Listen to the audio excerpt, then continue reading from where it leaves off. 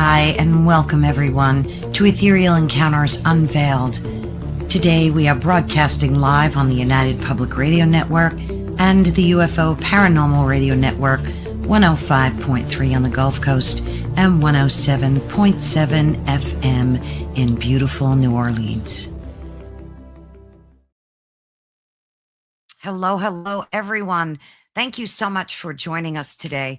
And you just heard in our intro that we are live, and we mostly are, but today you're watching a pre-recording of this, and we love offering them to our guests because lots of times they just can't make the live event. So we want to make sure we can accommodate everyone, but don't let that stop you from hopping in the chat and leaving any questions or comments you may have. I will make sure that our guest does get them. So we're going to be talking about a topic that I'm super excited about. And again, welcome to Ethereal Encounters Unveiled. And you're listening to us on all social media platforms, including United Public Radio Network and the UFO Paranormal Radio Network, which is 105.3 on the Gulf Coast and 107.7 FM in New Orleans. We have a lot of radio listeners, and we thank you for that. So I want you to think back to the very first video games that you've ever played. Simple pixels, basic rules, and a clear divide between the real world and the screen world, right? Well, just in a few short decades, we've moved from Pong to a hyper-realistic virtual reality that can fool our senses. But what if that trajectory doesn't end with us building a simulation, but with the realization that we're already inside of one? This is one of the most exciting topics I think we can talk about today. And excuse my raspy voice, I have a little bit of laryngitis I'm getting over. Today we're joined by Rizwan Virk. He is a Silicon Valley veteran, a computer scientist, and a venture capitalist who bridges the gap between the cutting edge technology and the ancient mysteries. He's also a graduate of MIT and Stanford University. Rizwan Virk is a successful entrepreneur, video game pioneer, film producer, as I mentioned, a venture capitalist and a professor.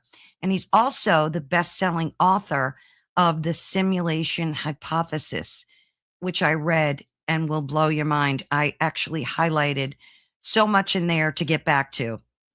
Virk's video games include Tapfish, Penny Dreadful, and so many more that have been played by millions. He was the founder of Play Labs at MIT, which is a video game accelerator at the Massachusetts Institute of Technology, and currently he teaches at Arizona State University.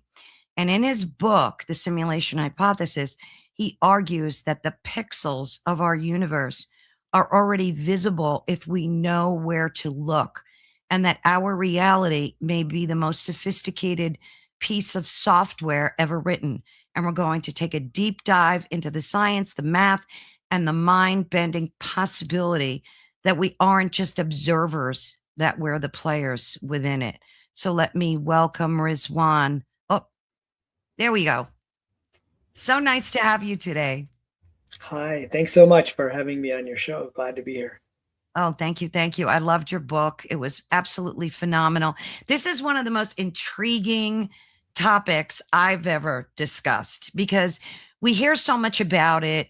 Elon Musk has talked about it, and so many other entrepreneurs and inventors, developers, they all talk about these things.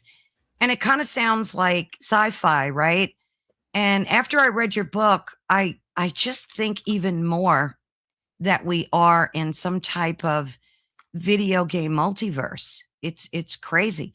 So I'm going to step away for a minute, and I gave you a pretty nice intro, but I want you to talk about, let's get your banner running here so folks can reach out to you on your website and get your book there.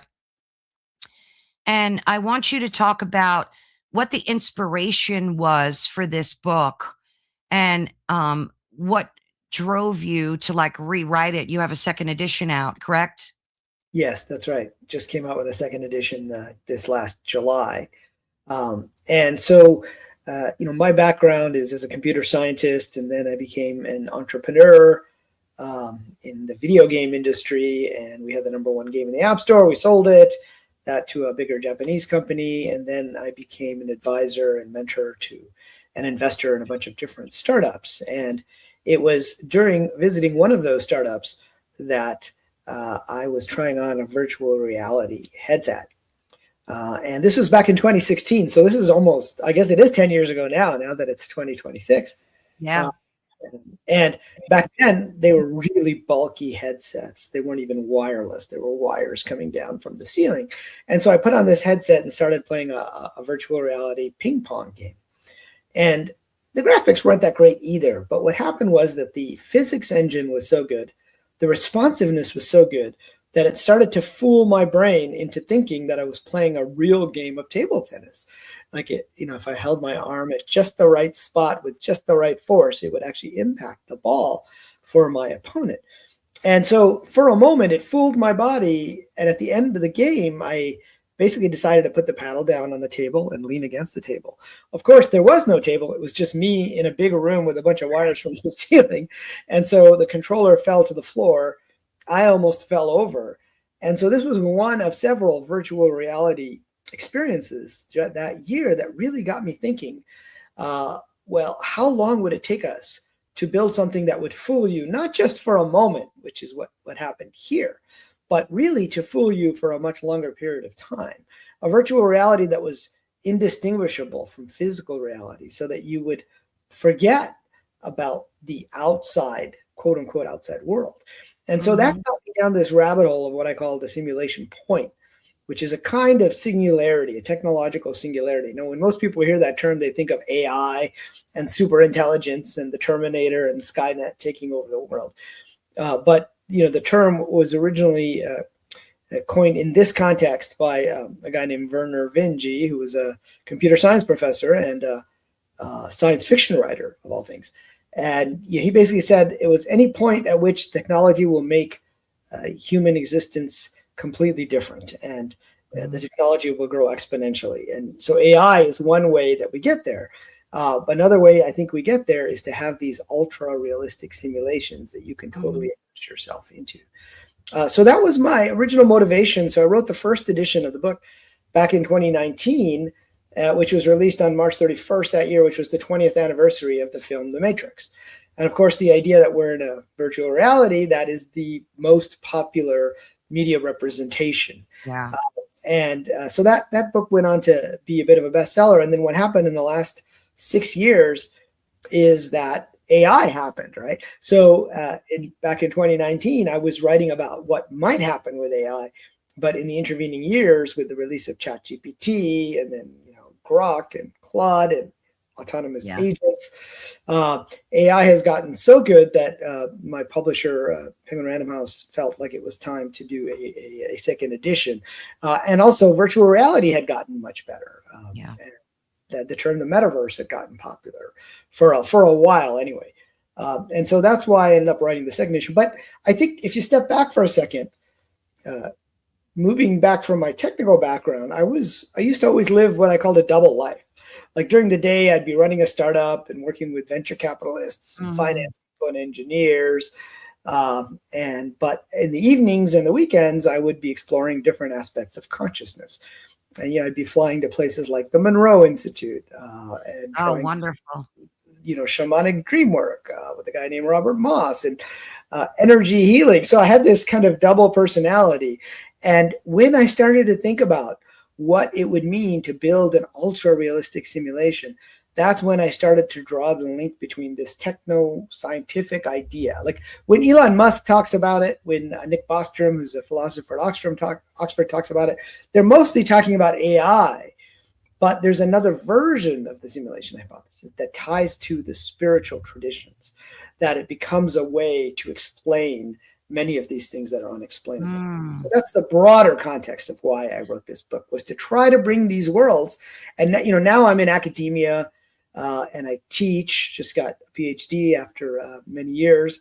And I spend time in Silicon Valley, and I spend time with people who are in the UFO community or who are doing, consciousness exploration.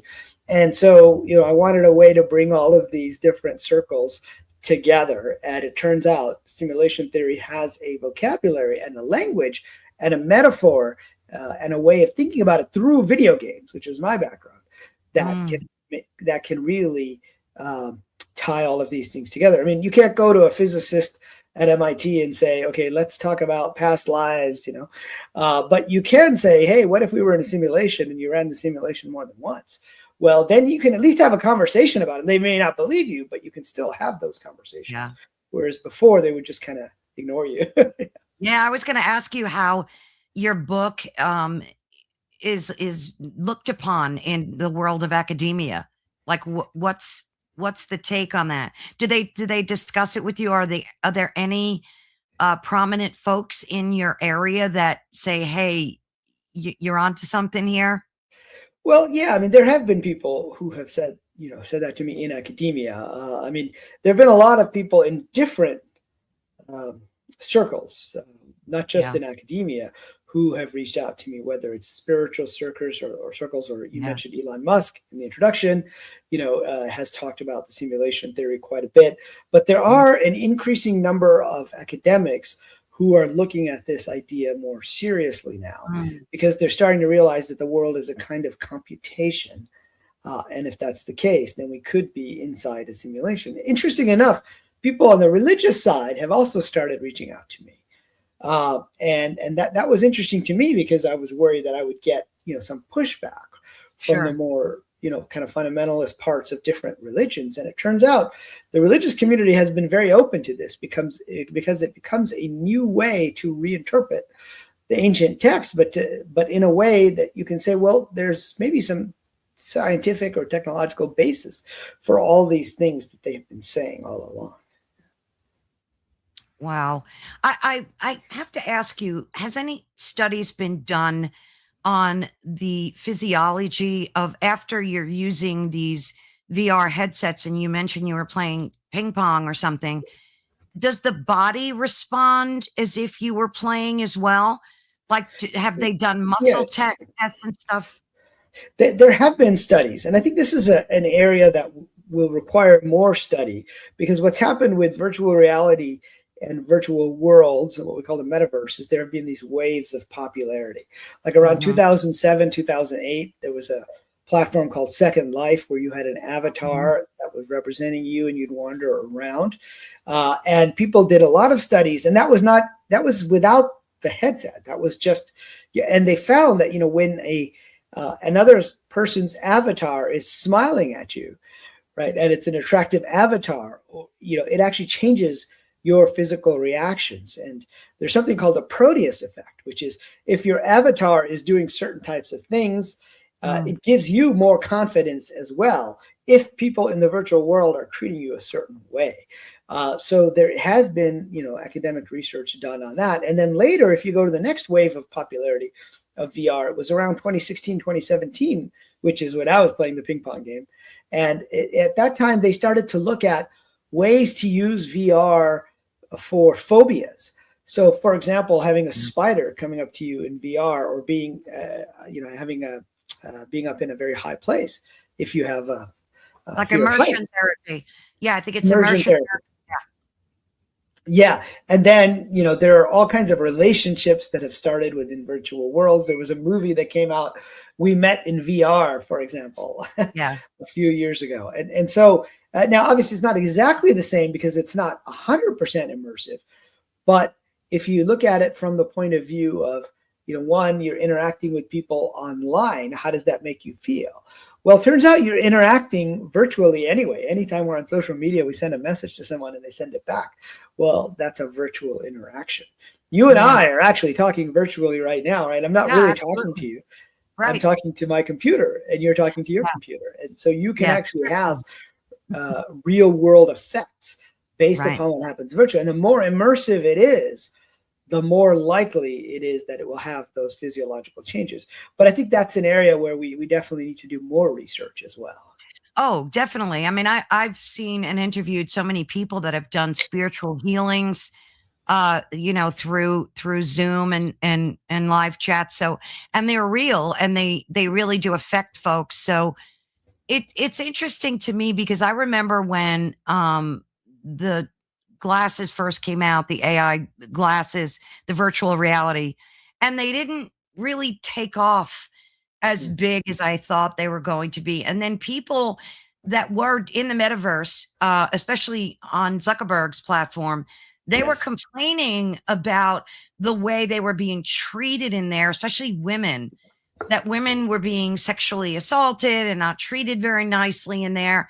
And then all of a sudden it just like died off and nobody really talks about it much. What accounts for that? Which part? The dying off or Yeah, the dying off, just well, people so not. oh, sorry, go ahead. No, just people not.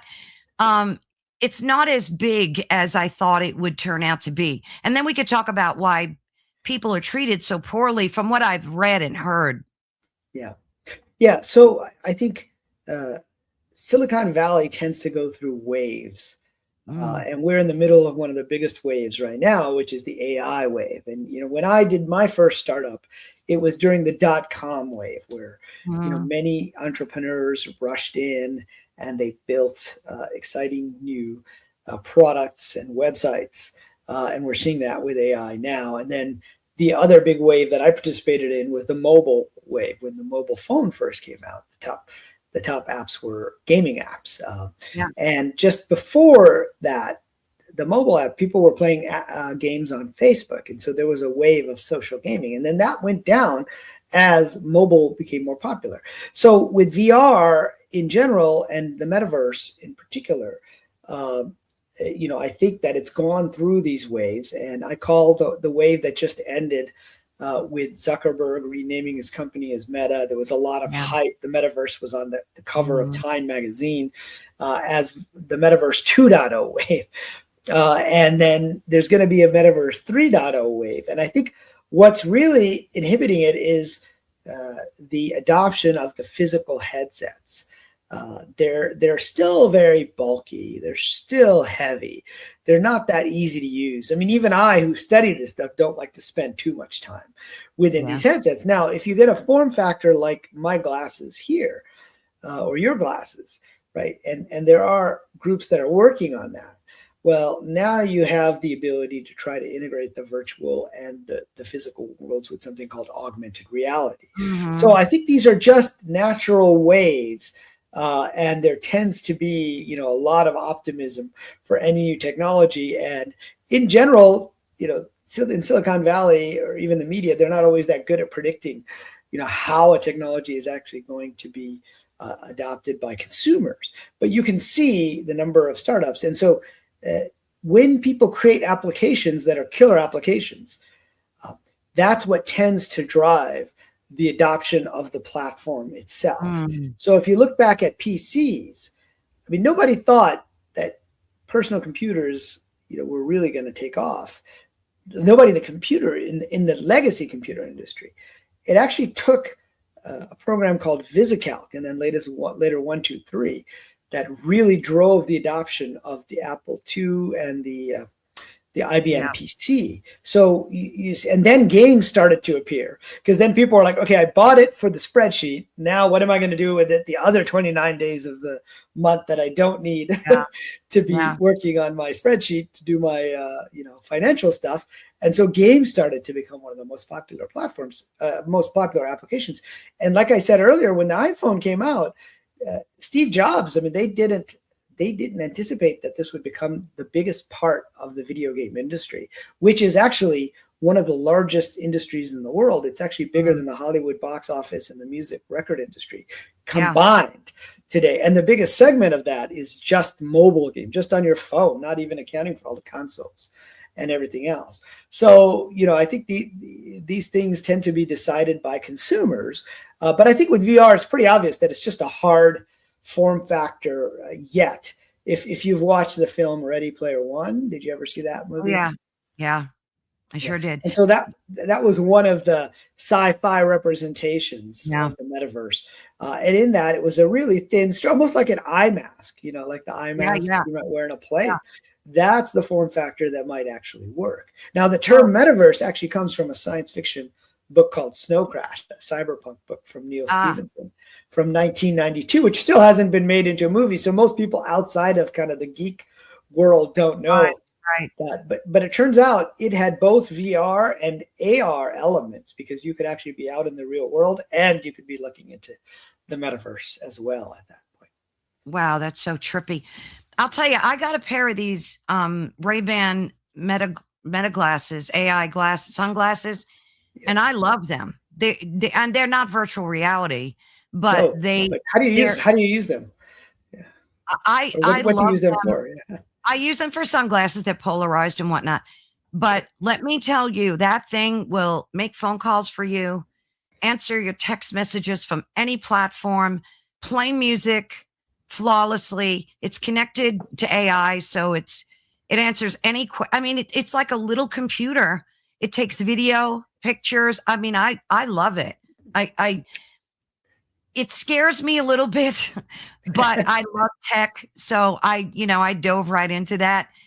But I see maybe something this size would become more virtual, and but then you've got Elon with his chips, and I just read that he's going to mass produce them. I don't know who in the world would implant them into their brain, but I'm sure a large population might. I mean, yeah, well, I think on the glasses, you can see this wave of technology in that there was something called Google Glass back in 2013. Yeah, I remember that. And it didn't take off, right? And people got upset with because they might have been recording. So there's privacy concerns. But you can see how that kind of died. And then it's come back around with the addition of AI to this form factor. And I think that is kind of how technology works. And today, there's a lot of alternative form factors, right? So far, the dominant form factor for most of our interaction, it went from the PC to the laptop to the mobile smartphone. And now there are companies, and that's why Meta invested so much in these platforms, is they're trying to figure out, okay, what's the next platform? So there are companies called B, and there's another one. B was bought by Amazon, that is just like a little wristband. And it basically listens to your meetings and summarizes them for you using AI. So it's a different way to get to the AI functionality, which could end up being, the killer app would be to have your own AI assistant with you all the time. Now that raises privacy concerns, because if you're sitting there and you're actually having a conversation with someone, on the one hand, it's extremely useful. If anyone's ever been in meetings all day long, and you don't remember exactly what the action item was from meeting number 3 or summarizing it. So it turns out it's actually quite extremely useful just as a summarization tool. But if you're sitting with someone and they don't know they're being recorded, and it has to send your information up to the server, which raises other privacy concerns. We've already, we know a lot, there's facial recognition concerns as well. So you have the pluses and the minuses of technology all coming to play. But when you talk about this form factor for VR, and then you talk about the BCIs. So about a third of my book, The Simulation Hypothesis, is what I call the 10 stages of technology to get to the simulation point. And so the simulation point, I gave it a formal definition because I taught the first class ever, college class, at least that I know of, in the US, on the idea that we're in a simulation. It's called simulation theory, science fiction, technology, philosophy, and religion. So it's basically it touches almost every endeavor of human, activity. But those stages. So I came up with a formal definition, which is when we can create a virtual environment that is indistinguishable from physical reality with AI characters or NPCs, non-player characters, that are indistinguishable from characters that are either human or being controlled by a human. Then you get to that point, and we're rapidly approaching that. And BCIs are like stages 7 and 8 on that on that road, because if you look at the Matrix, what was their form factor? It wasn't a virtual reality helmet. It was actually something that plugged into the back of your head, and that's what you might eventually need in order for it to be truly indistinguishable from physical reality.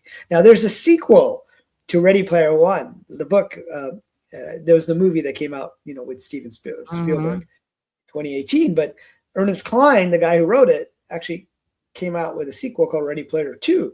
And that was the next version of the VR headset. Was they called it a neural interface.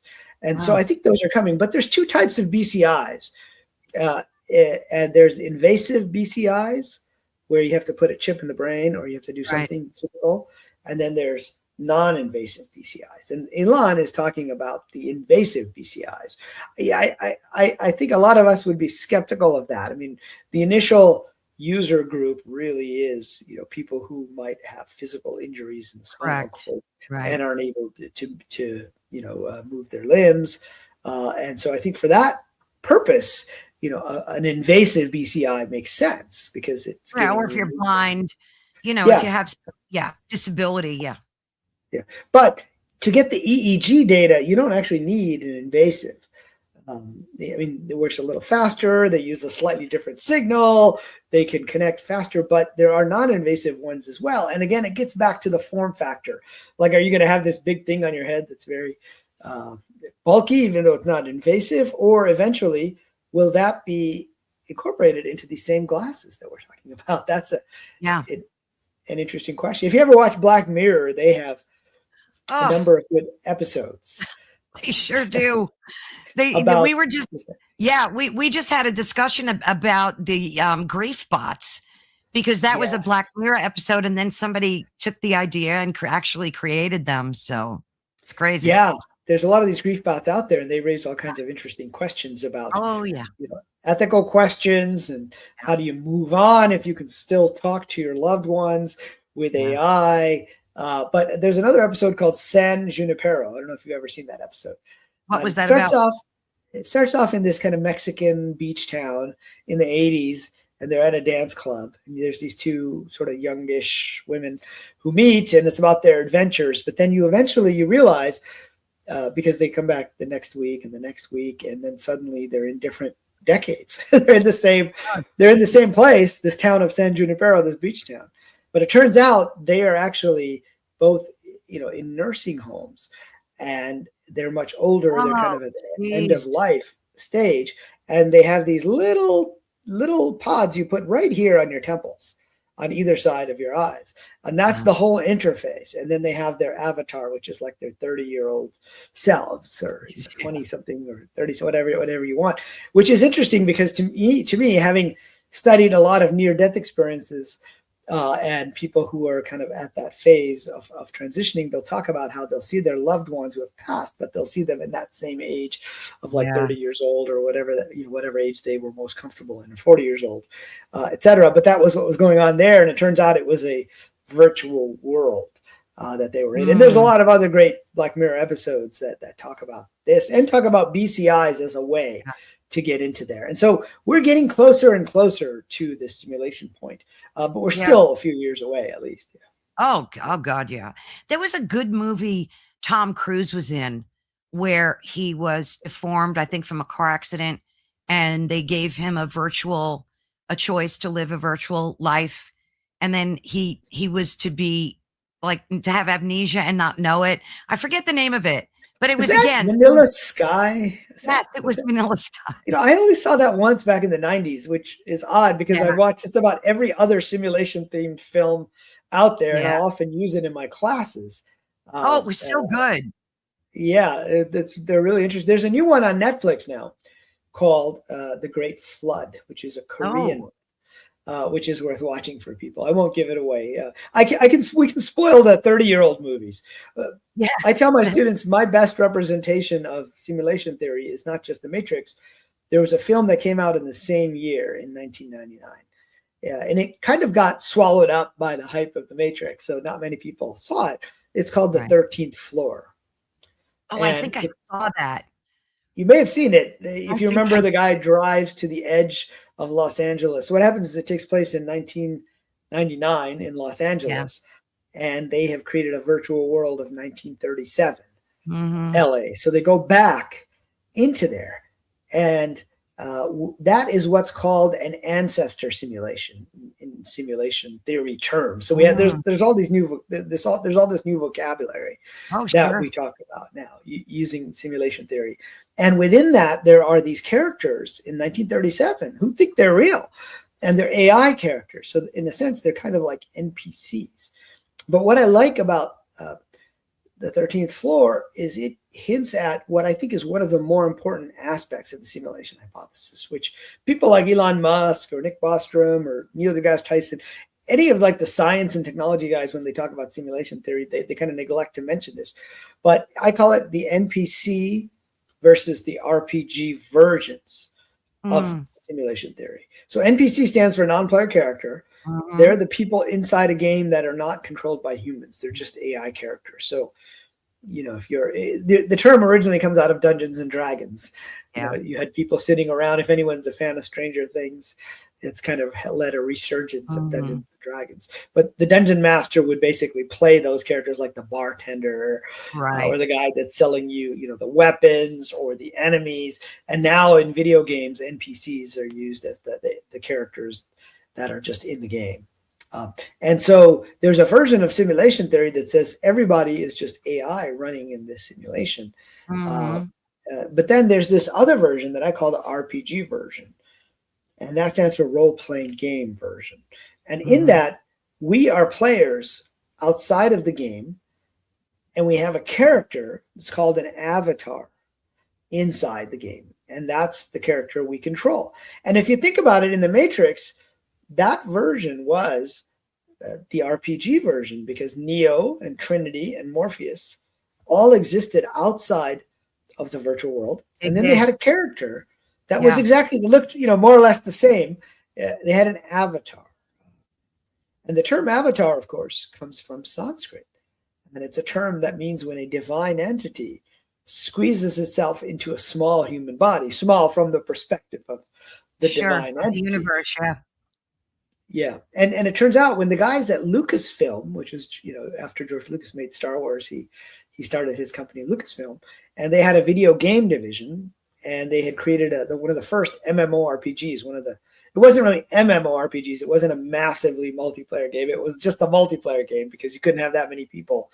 It was on the Commodore 64, and you had dial-up lines to bulletin board with that old modem sound. But they were looking for a term to call the little character on the screen that they were each person was controlling their own character. And they said it felt like they were squeezing themselves from their human body into the phone line, into this tiny little 2D character on the Commodore 64 screen.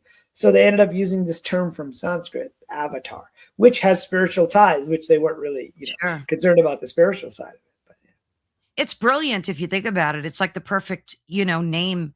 So it's almost like our souls are the observer, and where the avatar where the body that this avatar squeezed itself into.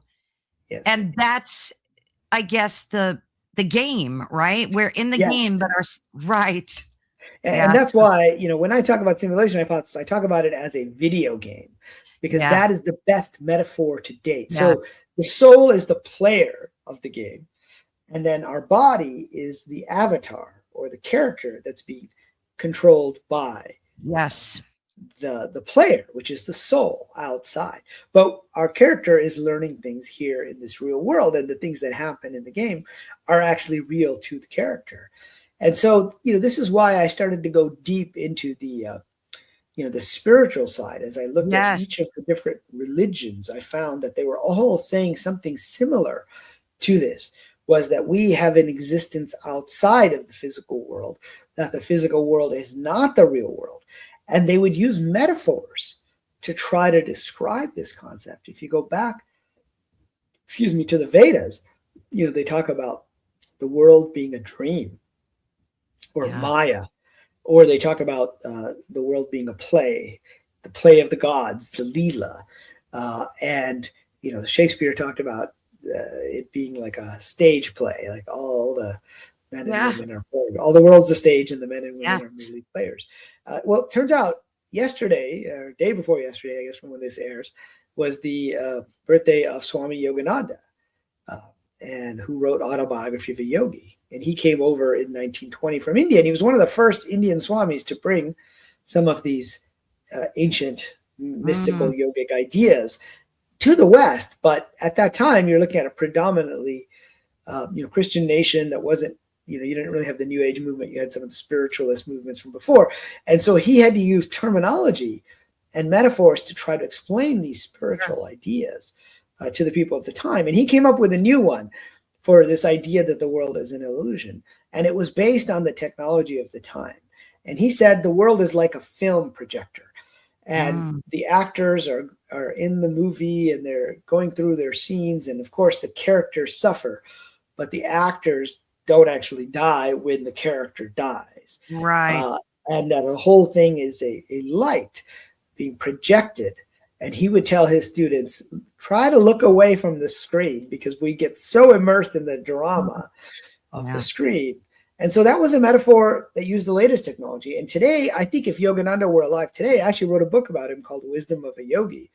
It was funny because HarperCollins India contacted me right after I wrote the first edition of this book. And they said, we'd like you to write a book about lessons in autobiography of a yogi, which was the book that introduced a lot of Westerners, particularly in the 60s and 70s, to meditation and yoga. Sure.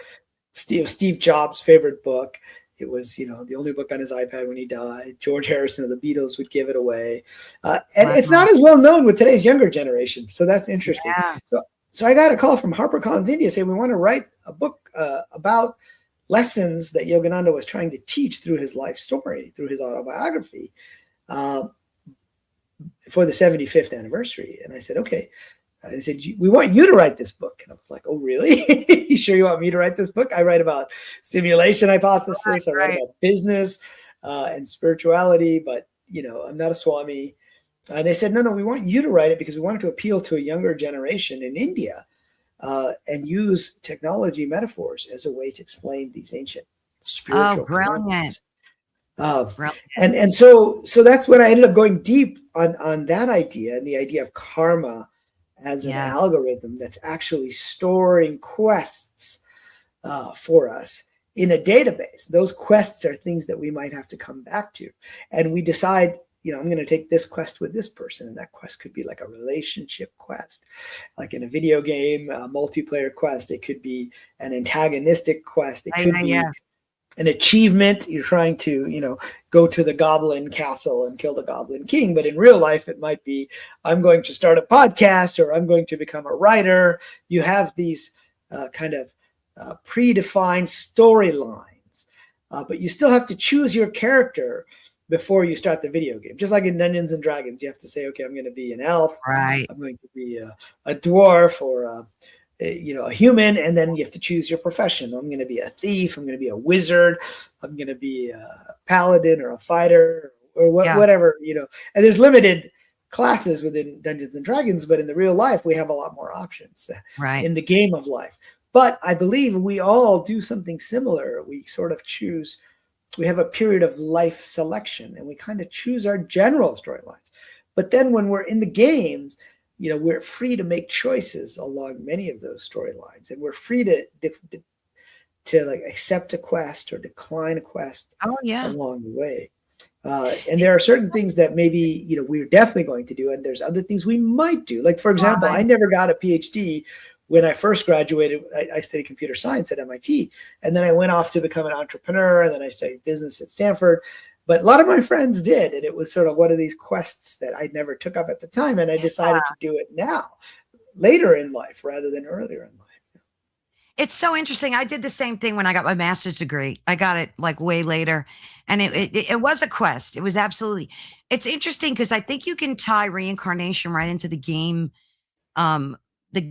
itself, because like the players, when they die, they do reincarnate. You get like so many times to come back, right? When you're playing a video game. So what's the tie-in there?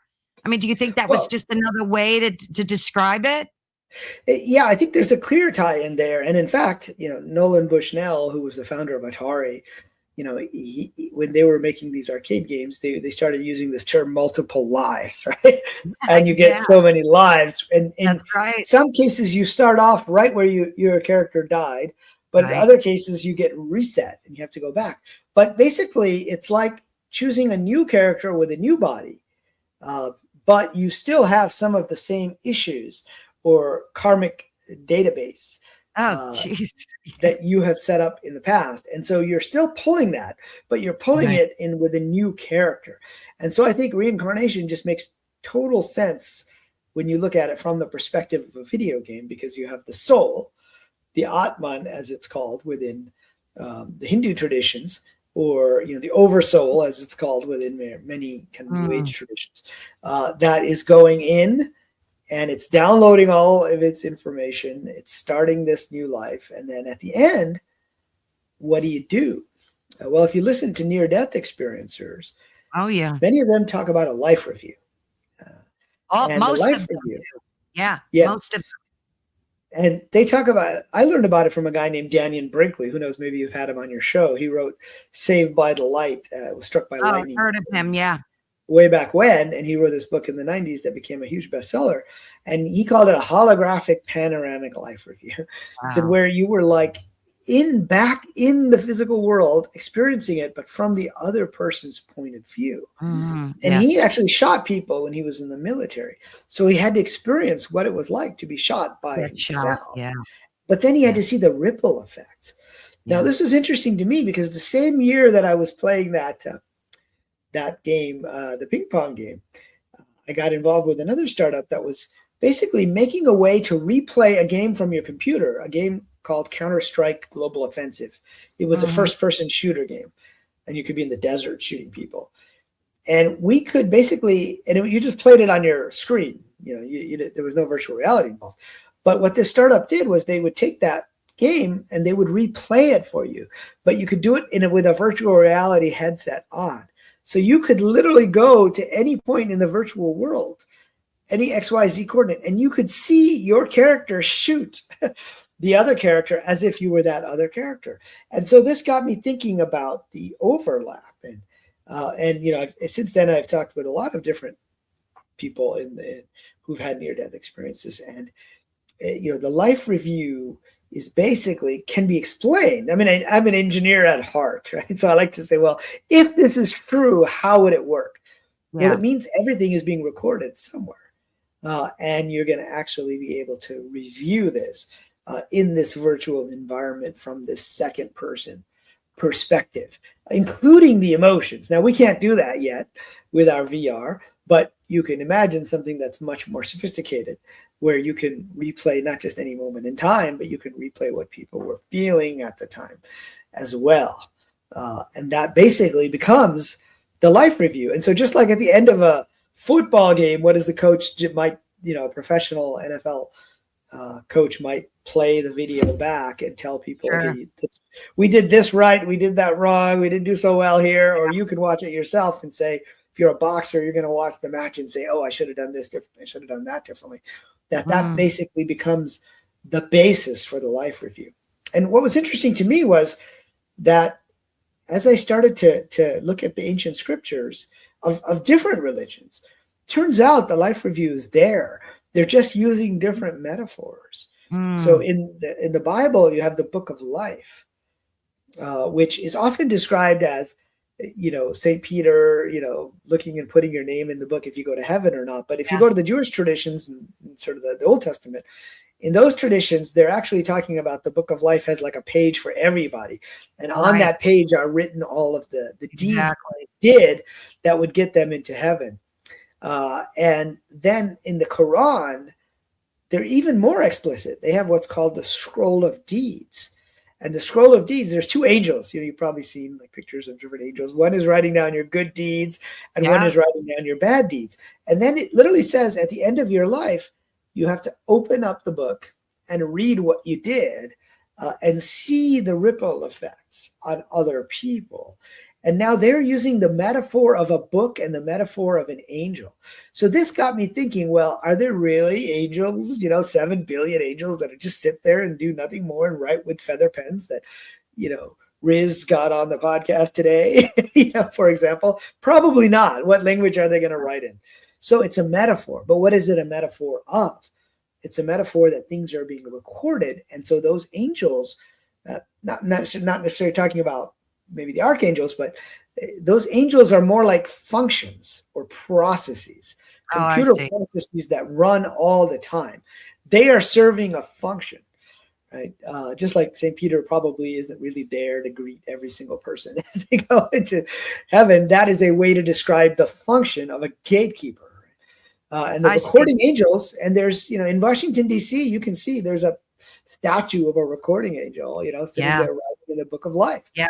And in Yeah. Revelation, Kind of reminds me of like the Akashic records, right? yes, So that yes, would be like the database, I guess. yes. Right? Yeah, and so I looked into the Hindu traditions, which is where the Akashic record comes from. It turns out they've got a very similar Yeah. metaphor to try to describe this process. They've got a guy named Chitragupta. And who's Hmm. Chitragupta? He's kind of one of these minor characters, right? If you think of the Hindu pantheon of gods, just like these angels that, from the Quran or Bible that are Yeah. Yeah. recording angels. And he is the record keeper. And he sits next to Yama. And Yama is the god of death. And so traditionally, the god of death decides when you die whether you're going to go on to a heavenly realm or a Yeah. hellish Yeah. realm or your next life. And Chitragupta is there so he doesn't make a mistake. And what does Chitragupta do? He writes everything down in an actual book, which is called the Agra Sandhani, which is kind of like the Akashic Records is more of a broad term for everything. And so it turns out, the Egyptians have the metaphor of the feather, Yes. you're weighing your heart against a Yes. I love feather. Like that. what is it that they're talking about exactly there? They're using a technological metaphor. A scale is a technology. A book is a technology. So all the scriptures use often technological metaphors. I mean, they talk about gates, they talk about books, they talk about chariots, they talk about all kinds of things that are just technologies as a way for us to understand something maybe that is too complicated to put into words. And so what I'm proposing with this book is that simulation theory in the video game is the latest and best metaphor. And if Swami Yogananda were alive today, he would say it's like a movie, but it's interactive. And we're all actors. We're playing the movie, but we're also watching the movie. We all have a script, but we have free will to change the script so we can ad lib. So what does that sound like? It sounds like a massively multiplayer online role-playing game where we all have characters and we're all interacting with each other. So that became an interesting area of my research around how perhaps simulation theory is a connective thread that is a way to think about and reinterpret some of the scriptures. Not to say that they're wrong, but to say they're actually correct. They were just using language that people would understand 2,000 years ago. Yeah. I remember seeing 2001: A Space Odyssey. Gosh, I think I was about in my teens. And that was so off the charts high tech back then. You had to watch that like 3 times to even try to understand. Do you think that we actually are in a simulation, or are you just using technology to explain the possibilities that we could be?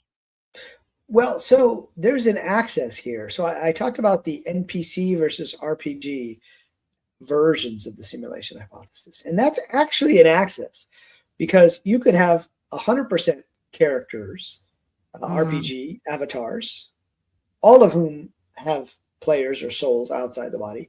Or you could have 100% we're in a simulation where everybody is just AI that's running again and again. Or you could have some mixture of the two. So it turns out that you can have both. So it's more like an axis, right? You could have half and half. And this is why I like the 13th floor as an example, because when they go into 1937, you have these characters living their lives, but they can inhabit one of those characters. So it's like they're taking over the avatar from outside. And I feel like we often go into NPC mode. Now, NPC is used sometimes online in a derogatory way as someone who doesn't think. But I think if we think of today where we have smart NPCs in games, which are like LLMs, and LLMs are conditioned off of a certain set of data and they react off that data, and that's all they do. And we do the same thing in our current lives. We react based upon our traumas and our Yeah. tribal or political affiliation or our religion or our whatever it is. And we're going into NPC mode. But when we connect back to our player, to our soul, we have to get over what's called the veil of forgetfulness. And so you can have a mixture of the two. Now, to get back to your question, which is a good one, is there's also an access, which is a quite literally, we are in a simulation. And then there's the metaphor of whether we're in a simulation. And I try to lay out both of those. But on the literal side, that's where I start to get into some of the information theory, some of the quantum physics, because what I found is when I looked into that stuff, that the universe operates in a very mysterious way. And it's a way that doesn't make a lot of sense if we were in a physical reality. Absolutely. But it does make sense if we're inside a virtual world. Yep. And that is that the universe consists of information more than it does of physical matter. Like most people are looking at this on their, say their phone or their, on their laptop. But if you look at the atoms, if you look inside, it's 99% empty space. And if you look at the atoms, it's also 99% empty space. I know, it's crazy. But if you keep going down, it's like those Russian dolls. You keep opening. Yes. So there was a physicist named John Wheeler who worked with Einstein at Princeton and Niels Bohr. As an aside, he was the supervisor of the guy that came up with the multiverse theory. We can talk about that, many worlds theory later. But he came up with a phrase towards the end of his life. And he said he kept looking for this thing called a particle, because the idea that we live in a physical world is this idea that there are these solid particles like my fist, right? It's a solid thing and there's another solid particle and you pack them together and we've got a solid object. So he kept looking for this thing called a particle. The only thing he could find when he got down to the bottom of the nested Russian dolls was like information. And he said, basically a particle is just an answer to a series of yes/no questions. And what is that? That's a 0 or a 1. Or a bit of information. Right. So he came up with this phrase, it from bit. And basically what he said is if anything looks like looks like an actual object, it actually consists at the bottom level just of bits of information. And so I think that idea that the world is based on information, it used to be controversial. Like you go back 50 years, people would say you're crazy. Yeah. There's a great video clip of the science fiction writer Philip K. Dick, whose books were the basis he's phenomenal. Blade Runner and Minority Report and Total Recall and The Man in the High Castle. So I interviewed his wife when I was writing this book. And, oh, wow. And she told me to go back and look at, because he has a famous line from a speech in Metz, France, and from 1977. And so people can find this online, but all the way back in 1977, he said, "We are living in a computer programmed reality. And the only clue we have to it is when some variable is changed, some alteration in our reality occurs." Now, if you watch the video, you look at the audience after he said that, and people were like, "What are you talking about? You must be nuts." Right? But the truth is today, physicists won't necessarily argue with that point. Last year, I was at the University of Cambridge for a semester in the UK. And there was a Nobel Prize winning physicist I met there. And he said, he was asking about simulation theory. And he said, that's not really controversial anymore that the world consists of information. Right. So that is the basis of simulation theory too. Now you can argue, how does that information get to be perceived as if we are in a physical world? We don't fully understand that. We don't understand consciousness. So there are all these things we don't understand. But in quantum mechanics, one of the things that happens is you have this probability wave, right?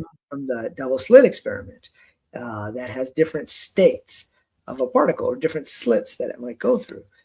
And then it's only when it's observed or detected. Yeah, crazy. It actually collapses down to one. And to me, with my background in video games, that's how we build video games. We don't render everything. We just leave things in a state of information and probability. And then we render only that part of the world that your character or avatar can see. Just like today, like, I mean, I can't see, your whole house. I can just see you, and you can see like my office, but you can't see beyond that, because that would be too much information. So most of computer science is about how do you optimize information storage. And the only reason we're able to do this streaming on my computer, or I can watch Game of Thrones on my phone, right, is because they were able to compress all that information down. Right. So it's all about optimization. And so one of the things that I propose in the book is that quantum indeterminacy, or the observer effect, is actually a kind of optimization routine, so that the universe only renders that which is observed. Gosh, that makes so much sense, because it's almost like when you zoom in, the pixels get pixelated, like you can Right. see. It's crazy when you put it that way. But I wanted to talk more about sorry, that's my dog. He's a little barker. Oliver, stop it. Little dogs love to bark. So, Oh yeah, definitely. I wanted to talk about quantum entanglement more, and that double slit experiment, because that whole thing is beyond imagination. Like the observer part, they tried to trick the experiment by unplugging the observer, and it knew. Like, could you talk about that to try to help us understand? Yeah, well, first of all, Niels Bohr, who's one of the fathers of quantum mechanics, said, that those who are not shocked by the quantum theory have not understood it. Right? And Richard Feynman, who's a Nobel Prize winner from Caltech, he was also on the Challenger, the NASA Challenger committee, for example. He said nobody understands quantum mechanics, and the reason why is because it doesn't make sense from our point of view. But the basic idea is that when the particle goes through one of two slits, it's in a state that they call superposition, which means it has both values. Now, a good way to understand this is Schrodinger's cat. Schrodinger was another father of quantum mechanics. He came up with the Schrodinger wave equation. And he actually didn't like this idea that there were all these probabilities, so he tried to come up with this way to explain it with his cat. And he said, basically, if there's some radioactive material in a box with a cat, and after an hour, the cat has a 50% chance of being alive or a 50% chance of being dead. Which is it? Now, common sense tells us that the cat is either alive or dead. It can't be both. Right. I mean, it's binary we choice. just don't know because we haven't looked in the box. Right. But that's not what quantum mechanics tells us. What quantum mechanics tells us is that the cat is in a state of superposition. Superposition means a superset of two different positions, alive or dead. So the cat is both alive and dead until somebody opens up the box and looks. Now, one way to do that is with the detector. You could put a little video camera in there, right? Right. And so the video camera would record. And so you can also unplug the video camera. So even though the video camera is in there, it still stays in a state of superposition if it's not actually recorded. And so this gets really weird. Okay, if you want to know an even weirder aspect of quantum mechanics, it's called the delayed choice double slit experiment, which is that they put the detector not at the slits, but after the slits. I saw that. It would have to go through one or the other slit to get to the detector. Right. But what happens is when it goes through one or both, so if it's a wave, it goes through both. If it's a particle, it has to go through one or the other. And what they're saying is when it gets detected, it's as if it went through one or the other. But if they don't decide whether the detector is going to be there until after it's gone through the slits, that means the decision is made afterwards about which of the two slits it went through. Okay, now if anybody's curious about this, look up what's called the cosmic delayed choice experiment. And this is actually a simpler way to explain it. Suppose there's light coming from a quasar that's 1 billion light years away. That means that the light will take 1 billion years to get all the way here. Now, let's suppose there's something in the middle like a black hole, and the light has to go to the right or to the left of the black hole. That's the same as two slits now. It's going to the right or the left of the black hole. And we on Earth can detect with telescopes whether it went left or right using some polarization of light. Now, suppose that's halfway between the quasar and us. That's 500 million light years away. So the decision of whether to go to the left or the right would have to have been made 500 million years ago. And that's the time of the dinosaurs. But what quantum mechanics and the delayed choice double slit experiment are telling us, it's not until the measurement is made today that it's decided whether it went to the left or to the right. Yeah. Okay, that's touching on some really weird phenomena around time. Yeah. How is it that something that happened at the time of dinosaurs can change now based on how we measure it? It's like a kind of retro causality. So the simulation hypothesis tells us that the physical world may not be what we think it is. The delayed choice experiment, which I get into in this book, but I get into it a lot more in my other book called The Simulated Multiverse, basically is telling us that time is not what we think it is. Time is something else. Now, if you've ever played Minecraft, or your kids have played Minecraft, or if you remember a game called Farmville, do you remember that on Facebook? Sure. It was extremely popular at one point. Oh, right? yeah. Now, what happened is you would plant these crops, and then you go away and you come back the next day, and then they'll tell you what happened to your crops in those 24 hours. Like, did they grow? Were there some locusts? Did a rabbit come and eat your carrots? Whatever the case may be. Now, the way video games work is it doesn't sit there and compute all that in real, like at the time that it's supposed to happen. It's only when you log back in that it fills in the past. And so as it fills in the past, it's kind of generating the past on demand based on a set of probabilities that the game designers have already put in there. Like there's a 30% chance there's going to be a rainstorm. There's a 50% chance, there's going to be locusts. There's a 10% chance there's going to be a drought, right? All these things, it'll tell you what happened in the last 24 hours. But if you extend that to say the last 100 years or last million years, you can see that quantum mechanics to me is suggesting that things are only rendered when they're needed. And that includes the past. The past also gets rendered as it's necessary, which raises a possibility of multiple timelines, that maybe there's more than one possible past. And so this is what my book, The Simulated Multiverse, is about this idea that you may have multiple timelines. And so going back to what I said earlier, I interviewed Philip K. Dick's wife, Tessa, and she said to me, well, go back and watch that whole speech from Metz, France, not just the one famous line that everybody quotes. And so I went back and watched the whole speech, and then I read it. And it turns out what that speech was actually about was about basically going back in time, changing a variable, and rerunning the simulation forward. And that's where he came up with his idea for The Man in the High Castle, which, if anybody has seen that series on Amazon, I don't know, have you seen it? Not yet, but I'm going to. It's a really good series, and it's about a alternate timeline where Germany and Japan and the Axis powers won World War II, whereas in our timeline, obviously, it was the Allies. It was the Americans, the Soviets, the British who won World War II. But in that timeline, America is divided between the German Empire and the Japanese Empire at that time. And he goes through this entire set. And so he claimed, he's a science fiction writer, but he claimed that when he wrote it because of partial fragmentary memories. But then later, he had an experience where he got all of the memories of that timeline back. And she said that he was going to write a sequel, but he never did. Because at that point he had all those memories and he remembered America as the slave state and he just didn't want to go there. But that's a good way to illustrate this idea that maybe there's more than one possible past, which touches on another phenomenon called the Mandela effect that people have reported. That's huge right now.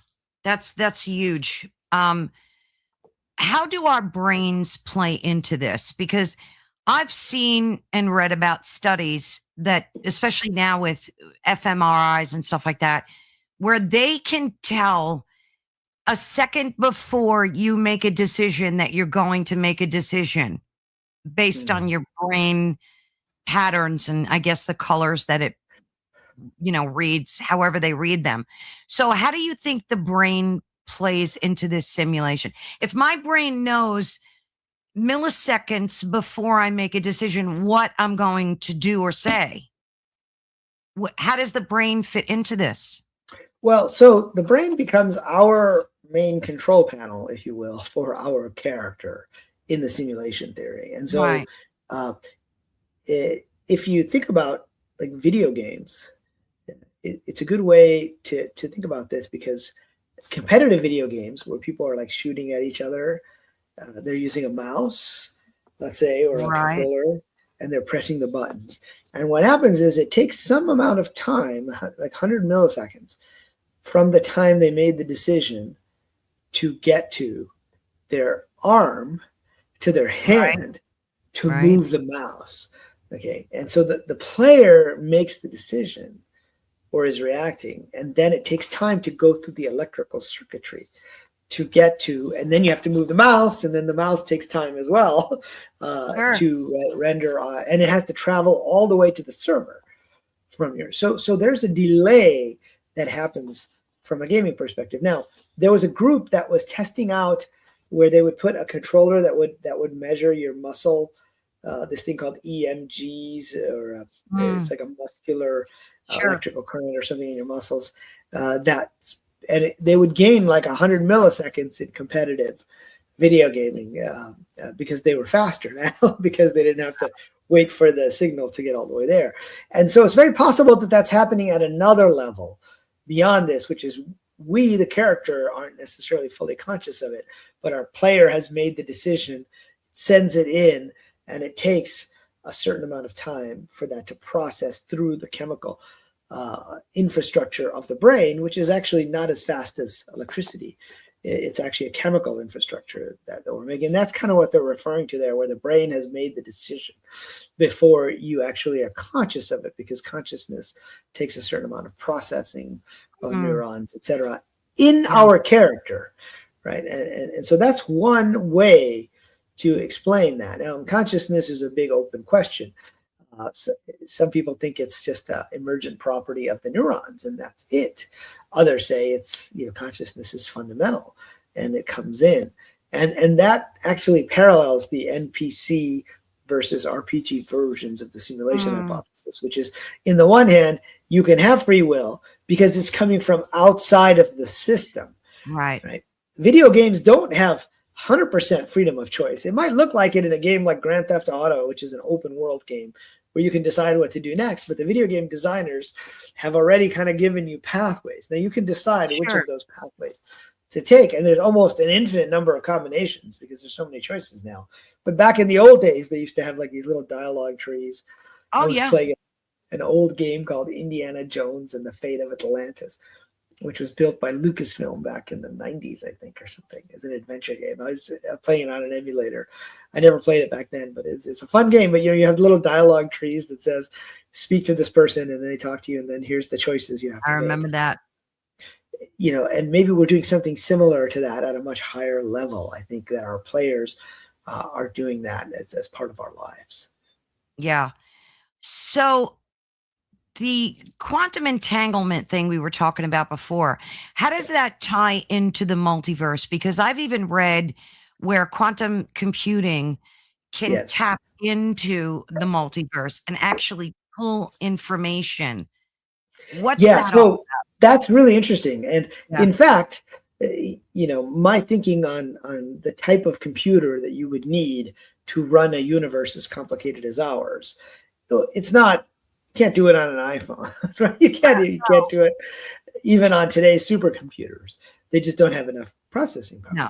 But turns out quantum computers, which are still in their infancy, can actually do the type of processing that we're talking about in terms of making quantum decisions. And so quantum computing is a new type of computing, and it's very different from regular computing.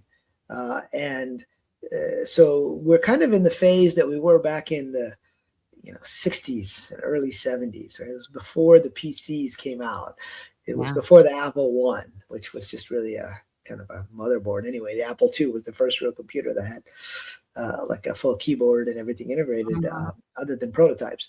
But so in quantum computing, they have what's called a qubit, Q-U-B-I-T, which is a quantum bit. And what they say is in a classical computer, like in my computer, all the bits have a value of either 0 or 1. And then, you add the bits, and, when you get like whatever, a JPEG file that's like 300 kilobytes, right? And those are, what does that mean? It means that's 300 kilobytes. Each byte is 8 bits. So that's exactly how many bits you have. And every one of those has a 0 or a 1 in there, definitively.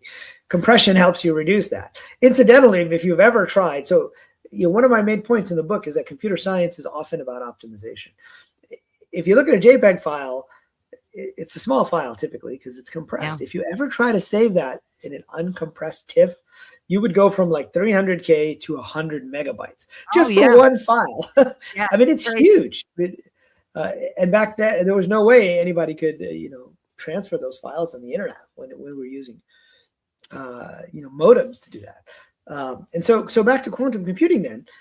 In quantum computing, a bit is in superposition. It's called a qubit, a quantum bit, which means it has a value of both 0 or 1 until such time that the computation measures, or let's say observes, because I think that's a more fun way to talk about this with the observer effect. But your program says, okay, put these bits in superposition until I need to measure it.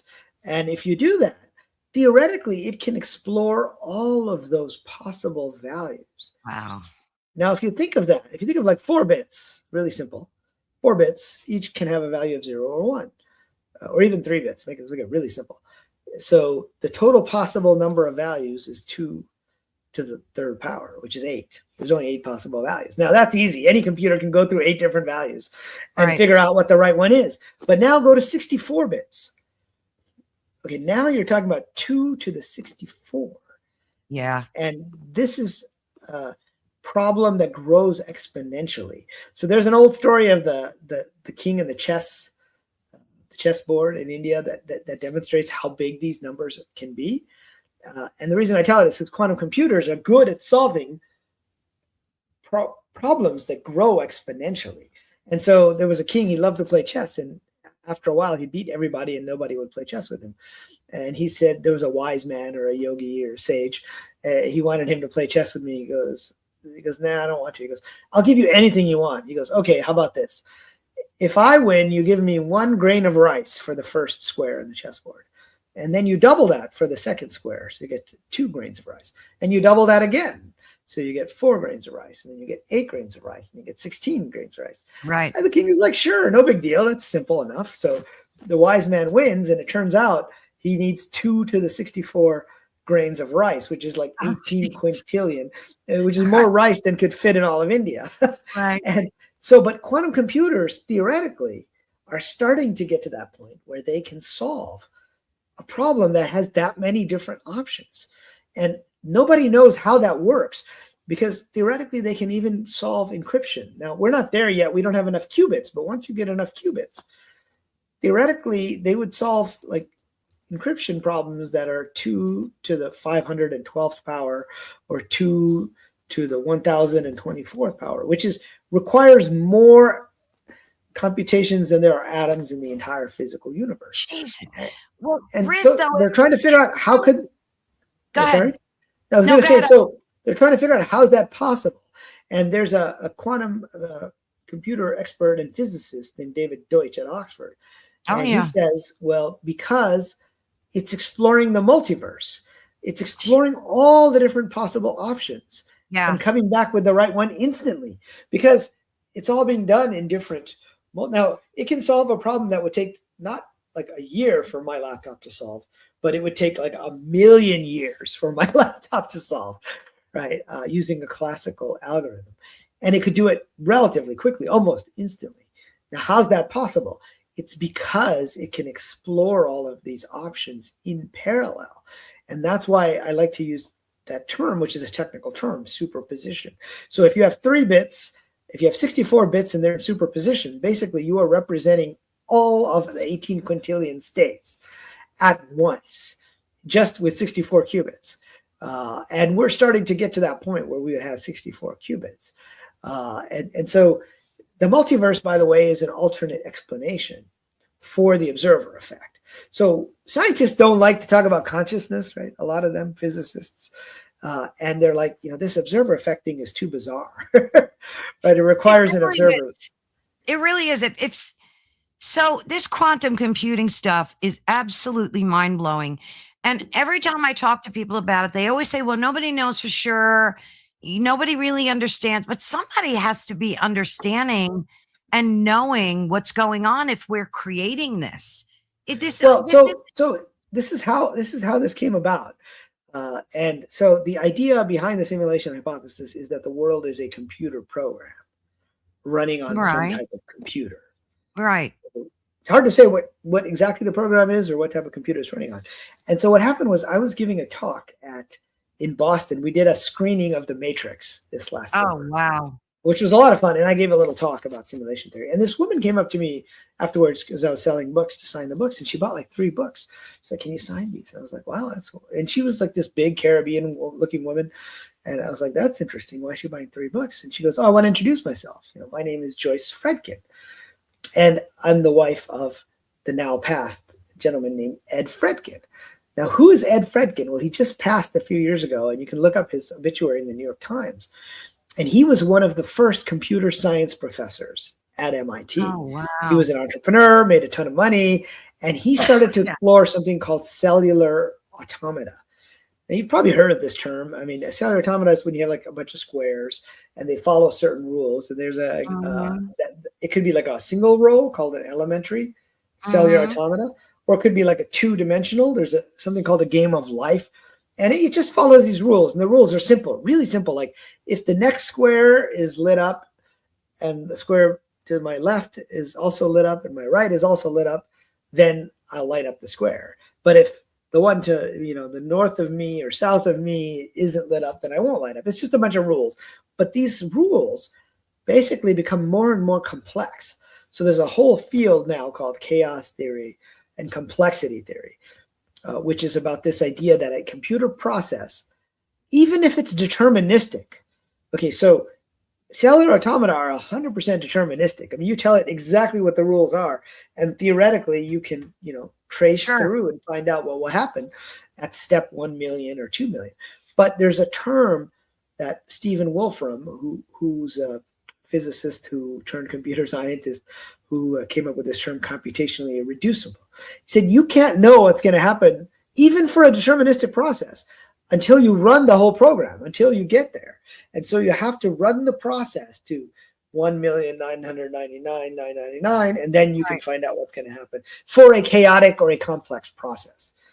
You may have heard the 3-body problem, which is a science fiction novel from a Chinese writer that was translated in English, but it's based on the problem of what will happen with 3 bodies. Even with 3 bodies, it's hard to figure out what's going to happen in 100 million years. Will they be stable? Will one fly off? And you don't know. You can't just predict it with the math. You have to actually run the process. And so this whole idea of processes in nature. So Ed Fredkin was one of the experts. So he went to Caltech and spent a year with Richard Feynman. And Richard Feynman, who had already won the Nobel Prize for something else at that point, basically taught him about physics. And he taught Feynman about quantum physics. And he taught Feynman about computer programs. So Feynman started to learn about computer programs. And so he was trying to figure out how would you simulate some of these quantum processes that we already know about. But classical computers can't simulate them. Yeah. And so he wrote a paper about, can we use quantum elements as computational devices? Can we use atoms or electrons or photons and they already do this superposition thing, right? We already know that from quantum physics, that particles, subatomic particles, and even photons, which are, you could argue whether it's a particle or not. It gets back to this wave or particle idea, but they already exhibit this behavior. Can we use that as a way of quantum computing? And then in the 90s, a guy named Seth Lloyd and David Deutsch and a bunch of other people started to come up with these algorithms and tried to build these computers. And so now it's getting to the point where we can build them. The problem is you need like superconductors right now to keep these quantum bits. What happens is quantum bits can influence each other, just like particles in the air. And so you need a lot of error correction. In fact, one of the reasons we're able to have this conversation is because of the information theory from a guy named Claude Shannon, who was an MIT professor back in the 1900s and 1950. He came up with this. He was a contemporary of Alan Turing, but he came up with information theory, which is how much information is being sent in a particular stream or a particular package. And other people came up with these error codes. So the reason my computer can make your picture exactly like the way you sent it, is because it would get messed up along the way on the wires, because the wires are still using voltages. Right. We're still using voltages here. And so they came up with these error correction algorithms that says if you have like 1,000 ones in a row, or 500 ones and 500 zeros, you can measure that and say, oh, there's an error. Let's go back and get the right value. And so what makes quantum computers complicated today is that the error correction, you have to run the same program 1,000 times. I mean, it works quickly, but the problem is there might have been an error in one of these qubits. And so you have to run it 1,000 times to make sure you got the same answer.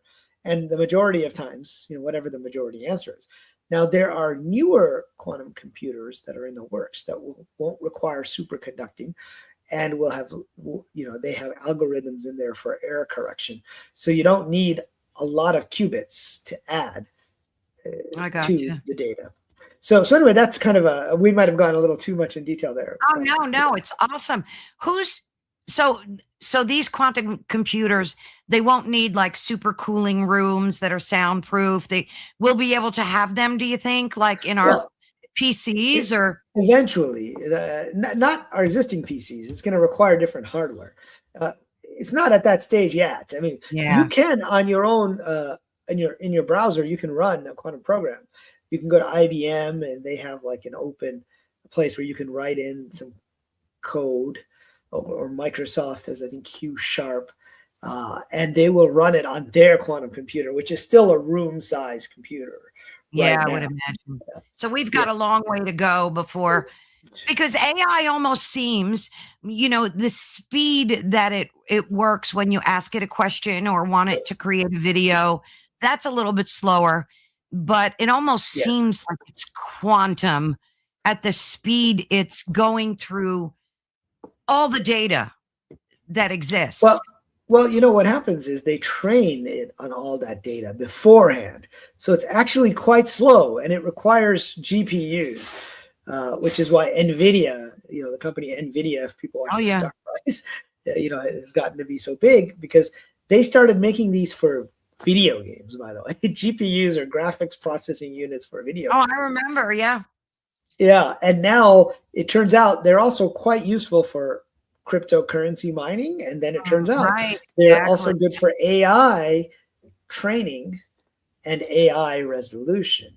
Now, those are still classical computers. They still follow, all the rules, AND gates, OR gates, all the stuff I learned when I was at MIT a couple decades ago. It's still pretty much the same stuff under the hood, but they have a lot of them. If you might have heard the story recently where XAI, Elon Musk's AI company, which is now owns Twitter, and Grok is their AI. They set up 100,000 GPU installation in I don't know how many days, in a month, but they thought it was going to take a year.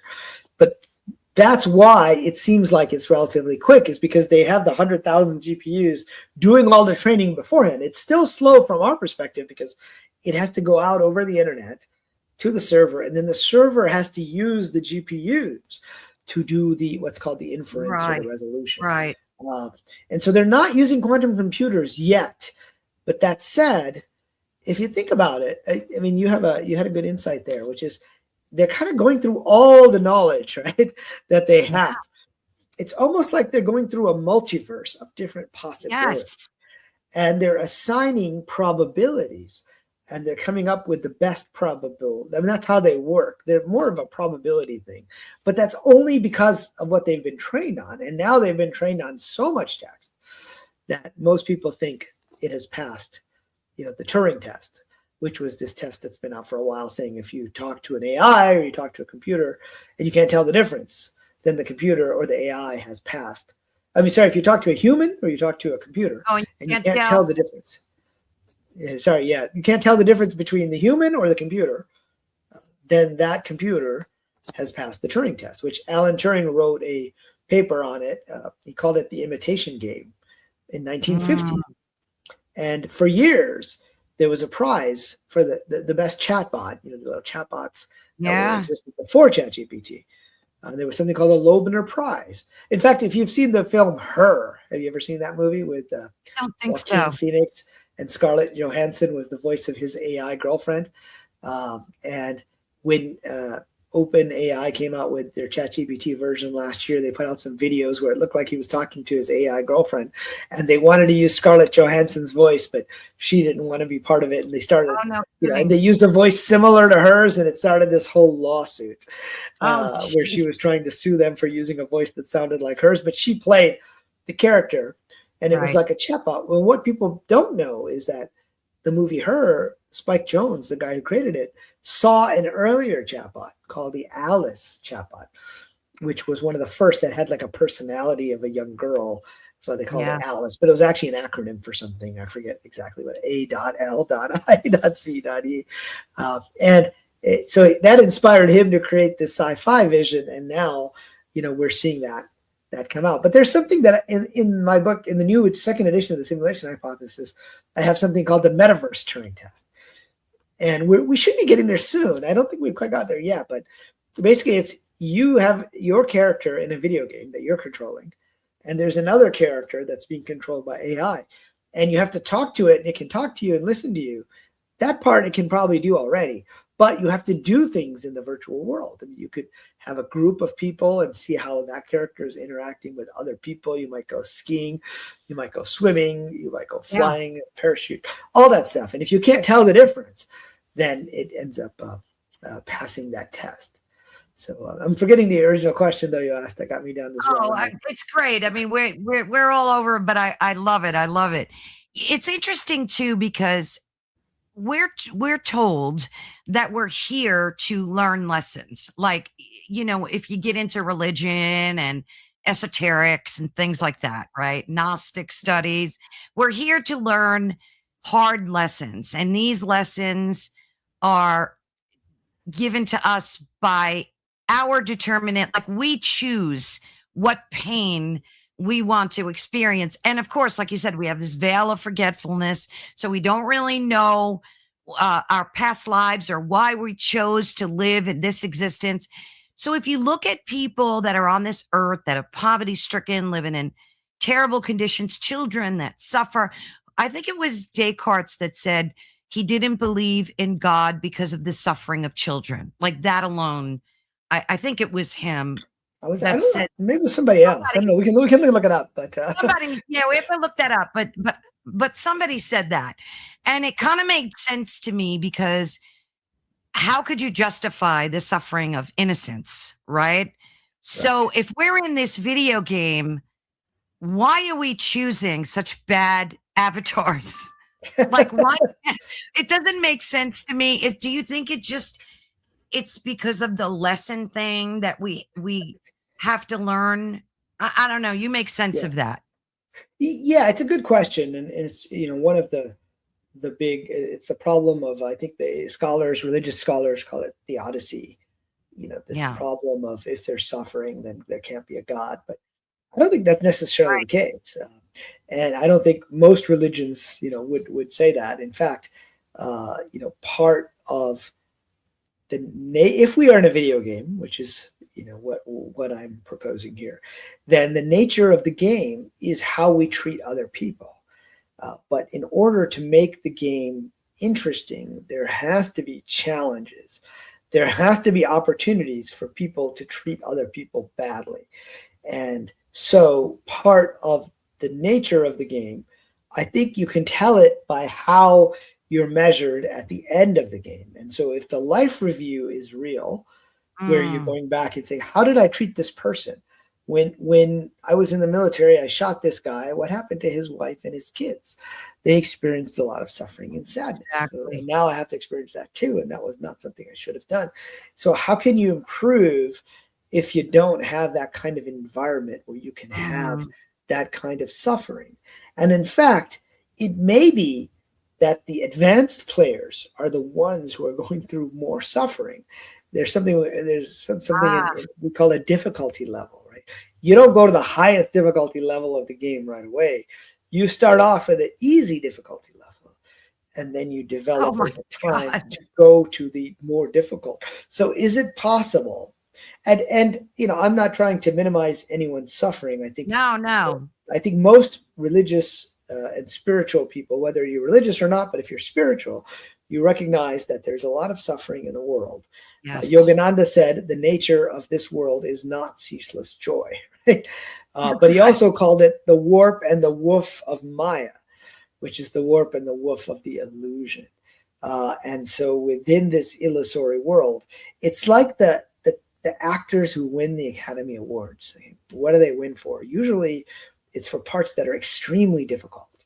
When did Right. Tom Hanks win his first Academy Award? It was for playing that character who had AIDS in the 90s, was it? Philadelphia, I think it was called. Yeah, yeah, yeah, It's the more difficult roles that yeah.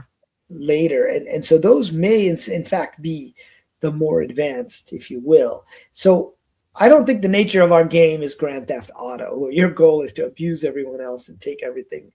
But there are people who think that that's the nature of the game, is how much money you die with, or etc. Yeah. And but if we are to trust any of the old religious texts, or we just to trust the more contemporary near-death experience reports, we see there is a review of the game, but it's not at all what a rationalist might necessarily think it is. It's about how you treat other people. That's one aspect. What's the other? So within near-death experiences, there's usually a being of light or an angel, depending on who you're talking to. Mhm. And so the ones that do the life review with you, turns out they don't judge you, you're judging yourself. But there's a question they often ask. And sometimes people will say, God asked me this question, or Jesus Christ asked me this question. And the question is, what did you make of your life? And that leads into the life review. But so it's touching on how you treated other people, but also I think it presupposes a previous question, which is, what are you planning to do with your life? And so there's Yeah. something called a life preview as Right. well. And if you look at the work of Dr. Michael Newton, who wrote Journey of Souls, or Dolores Cannon, Oh, or yeah.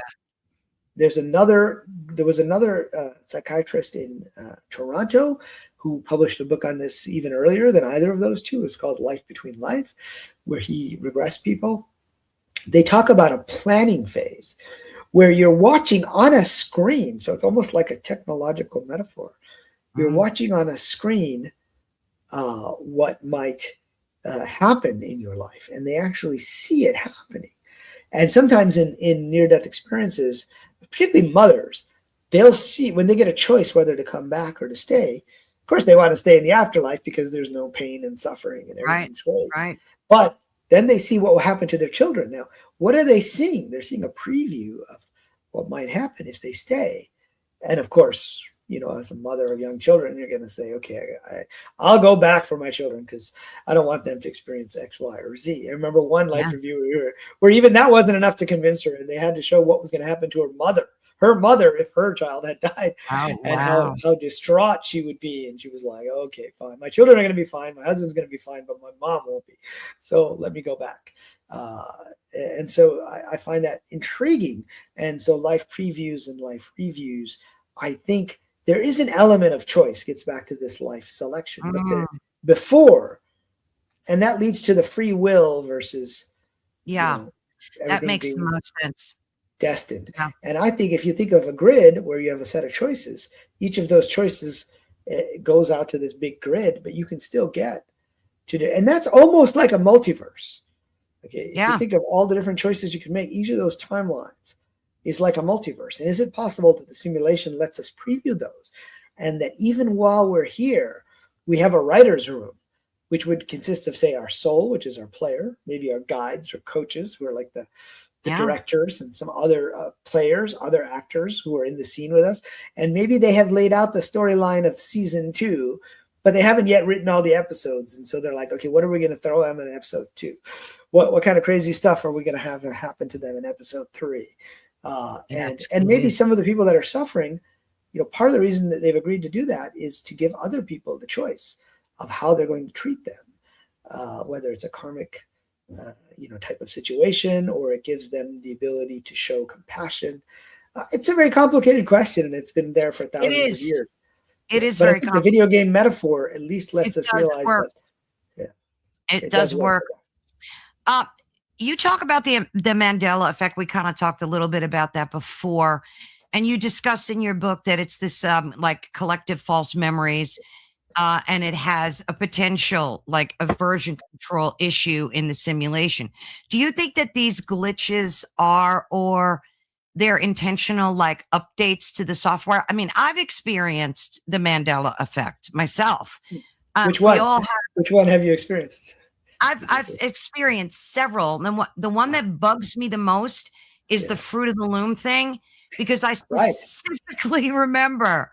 I mean, I had T-shirts for my kids that had underwear with the cornucopia in them. So I knew that, so stuff like that, a lot of stuff like that made me crazy. And then we've all had deja vus. I just had one not long ago. Sometimes I could be talking to someone I'm interviewing and I get a deja vu, and it blows me away. Like I know I had this conversation with this person before. What do you think counts for that? Software glitches, what are they? Yeah. Well, so I went down this rabbit hole deeply in my other simulation book called The Simulated Multiverse, about quantum computers, multiverse, parallel universes, and the Mandela effect.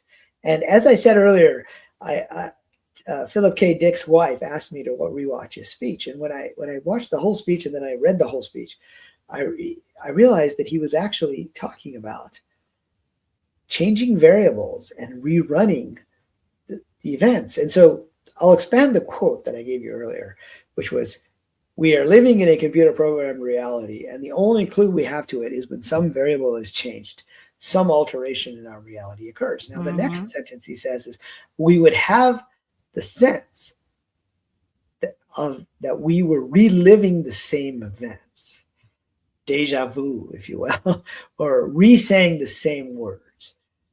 Such a perception, let's say the deja vu, is a clue," he called it, "that at some point in the past, an alteration was made and the program was rerun." And so if you rerun a program, and this is the art of complexity science. So complexity science and chaos theory, if anyone's ever watched Jurassic Park, they'll remember Ian Malcolm, who was Jeff Goldblum's character. He kept saying, "I'm a chaotician, not a mathematician," right? And that's when chaos theory was relatively new. But the whole idea of chaos theory is that small changes might cause big changes down the road. Small changes in initial conditions might change a lot of things down the road. Okay. And that's like the butterfly effect. They say, well, what if the butterfly flaps its wings in Hong Kong and the stock market crashes in London, New York? Well, that's very complex. You don't know what the heck happened. But there may be a series of causes that happen along the way. And so if you change the initial conditions, you change the outcome. Now, some of those are big things, but some of those are minor things as well. And so the Mandela effect, I use it as a way to think about this idea of multiple timelines, that in fact, these times might happen. Let me go back to the Philip K. Dick speech. At one point he goes, "Some people talk about past lives. I remember an alternate present." And I don't know too many people that do, although I suspect there are other people who might remember this. And what he said was, we would need to find a group of people who remembered a different history. Now, back then in 1977, that wasn't so easy to do. And so the Mandela effect was coined by a blogger named Fiona Broom in 2010. And she was in Atlanta at one of these Comic-Con conventions they have there called Dragon Con. Oh, yeah. And she was at the Star Trek panel. And so they had some actors from the original Star Trek. Now, if you know any Star Trek fans, they know their Star Trek pretty well, right? The Trekkies and the Trekkers. And they were asking the actors about a particular episode where a particular thing happened. And the actors were like, we never filmed that episode. And many people in the audience were like, yeah, we remember that episode. And so that got her thinking. And then she found out that many people remembered Nelson Mandela dying in prison. And then that ended up leading to the term the Mandela effect. Of course, in our timeline, Mandela didn't die in prison. He got out. He became president of South Africa. And yet people remember his funeral. They remember his wife, Winnie, taking over the party. And, I remember that. You do. U.S. presidents being there. It's really detailed. And so where I ended up with this was I used the Mandela effect as a way to explain that if we were in a simulated universe, it just means that there was a previous run, and some of us are remembering the memory from that previous run, and others are remembering it from the current run of the simulation. So it could be basically a clue that some variable was changed, and it's led small and large changes in the past. Now, some of the Mandela effects may just be misremembering, like the most famous one is The Empire Strikes Back, where Darth Vader, says, Luke, I am your father. But turns out he didn't really say that. He said, no, I am your father. Or a letter change here, although some of those letter changes are significant, like the Bernstein Bears and the Bernstein Bears, where people say, Jewish people will say, I asked my mom, why are these bears Jewish? Like, they probably wouldn't have done that if it was S-T-A-I-N rather than S-T-A-N. So the closer you are to something, and the more vivid your memory. My favorite one, by the way, is a Mandela effect that I don't remember, but people have told me about, is the one in Tiananmen Square, which is, remember the tank, the guy standing in front of the tank? God, yeah. Yeah, you remember that, 1989. Did the tank run over the guy or not? Do you remember? No, it stopped. Yeah, that's what I remember. But there is a subset of people, and that's what defines a Mandela effect. It's usually the majority remember one thing, but a minority remember something else, who say that not only did it run him over, that was the bloodiest thing they ever saw on TV. God, I didn't know that. There was an alternate memory for that. There's an alternate memory. And, I was at Contact in the Desert, which is a conference in Palm Springs, and we had a panel. I was there with Paul Hynek and a few other people, who is the son of Helen Hynek. And somehow we got to talking about this. And so I said, of the 5 people on the panel, how many of you remember Tank Boy being this way versus that way? And it was 2 people remembered it being run over, and one of them really remembered it super vividly. And so I think your significance or proximity to it, I can give you an interesting alternate explanation. Yeah. That ties into the mystical side, or the esoteric side. So I think that some of the more interesting Mandela effects are the Bible changes, the scripture changes. I've heard of them. Yeah. Like Isaiah being the most famous one about the lion and the lamb. And, people have pictures of a lion and a lamb. And some people say, look, they still have the same King James Bible. I thought, maybe it's a different translation. Maybe it's a new edition. They just changed it a little bit because they translated, from the Latin, which translated from whether it's Hebrew or Aramaic or whatever it is. And they said, no, I literally have the same physical Bible I had when I was a kid. And now it's changed. And so I began to wonder, has this happened in other scriptures, not just the Bible? And so I started to look around for the Quran. And if you know anything about the Quran, it's memorized word for word. There's a whole group of priests called Hypotheses, and all they do to get that designation is you have to be able to say the entire book. It's not as big as the Bible. It's a little bit easier, but it's still pretty difficult. It's all in Arabic too. Yeah. And so I began to wonder, has anyone noticed any changes in this? And there was one Sufi imam. Sufi is kind of the esoteric side of, just like we have the Gnostics with Christians, and you have the Kabbalists with the Jewish tradition. You have the Sufis in Islam. And there was a Sufi imam, and he said basically that one of the esoteric reasons why they memorized the Quran. There was probably a practical reason for it back in the day when everybody couldn't read it, right? Sure. He said was because there are beings that are non-human who experience space and time differently than we do. And those beings can go back in time and they can change things. They can change physical objects. but they're not allowed to change our memory. And those are called the jinn. Of course, we know about this from Oh, Aladdin. We had the genies from yeah. Aladdin, right? And so I heard that and I thought that was really interesting because it gets back to exactly what Philip K. Dick was talking about, that certain beings, he called them the programmer and the counter programmer, can go back and change variables. And so if you do that, things may run a little differently. Some things may run almost exactly the same and only have slight differences. Like the Ford logo, has a longer line or Right. a shorter line, Right. or the cornucopia. Now, there are logical explanations for some of these, and the mainstream explanation is it's just bad memory. But it's the exception cases that I find quite interesting, the ones where people Yes, remember really absolutely. vividly, or they know a subject really well. Uh, Another one of my favorites is the thinker. Do you remember the thinker? Of course. Um, did that change? Because, oh, yeah, it was something to do with his hand placement, right? Yes. So if you Yeah. look, and like they have a cast of it at Stanford when Right. I lived in the Bay Area, and it's under his chin. But Yes. then there's a number of people who are standing next to it with their hand up here on their forehead in the picture. And of See. course, in the picture. And then I went back and I found a picture from the 1910, sometime back then, when Rodin unveiled the thinker in London for the first time. Mhm. Mhm. And there's a guy named George Bernard Shaw, G.B. Shaw, who was kind of well known there. And he Oh, also yeah. would be photographed by this guy. And there's actually a photograph called G.B. Shaw. It was taken the night before, or like 2 nights before the premiere of The Thinker. And the title of the photograph is G.B. Shaw in the pose of the thinker. Right? But his hand is up on his forehead. No And way. and they were there. I mean, they were there. So that's just really No way. bizarre, See, which I makes you remember think the maybe there's thinker something like that. I remember like that. But do you remember the fist, or do you remember like just a light touch under the a light chin? touch That's what it like is that. now. So you are in the Yeah. majority in that case, right? Yeah. I remember that.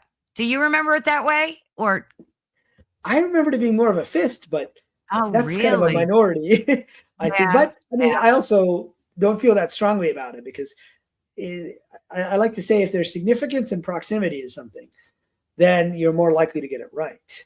Yeah. And I never had proximity Yeah. to Yeah. their statue. I might have seen it in a book once, and it wasn't until I went to Stanford and I saw the physical, there, which Yeah. is like this now.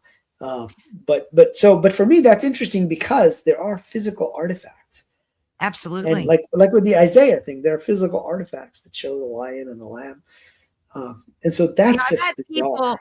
I've had people interviewed people that have written books on the Mandela effect and have conferences on it. And they have Cynthia Sue events. Larson has a Yeah, conference if you know Sue's a her. great friend of mine. She's Yeah. on we're gonna have her on again soon. Okay. She talks about an event she had where she walked in a room and a light switch was always in a certain spot. And then one day it wasn't. It was like on the other side of the room. And Yeah. she's had a lot of things like that happen to her, physical things that she knew definitively were right like a month ago. And then all of a sudden things change. So I don't know if these people are more closely tuned into it, that it's more like they become more aware of it. But it's interesting because a lot of people are talking about it and it's become like part of the zeitgeist, Mhm. of society. People are just talking about it a lot and it drives me nuts. So we have a few minutes before we end. And I'm going to ask you to come back to do a part 2 because I have so many more questions that we didn't get Sure. to talk about based on your book Yeah. specifically. I have pages of notes. When you get some free time, I'd love to have you back for that. But I'll Sure. email you and hopefully we can arrange that. And I wanted to talk to you about God a lot, but what's your perception personally on, I mean, you obviously are a learned person, you're highly educated, you're a brilliant mind. What's your position on God in this whole thing? Well, I take the position that we have a creator of the simulation, and our physical world is the simulation. We also are co-creators of the simulation in that we have a say in what we're doing here. So in some ways, we're helping set up some of the circumstances, etc. Mm, So I don't take a strong position as to what's outside of the simulation, other than there is a creator.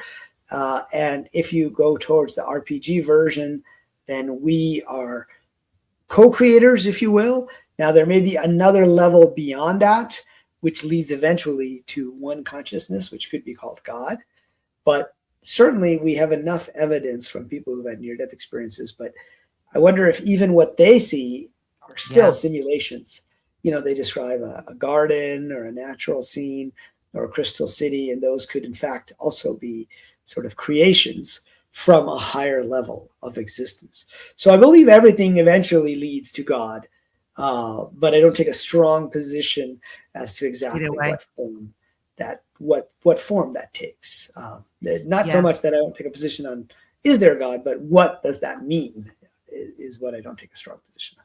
Has written you after you wrote this book, second edition, did it change your original position on things, or did this just like reinforce this theory for you?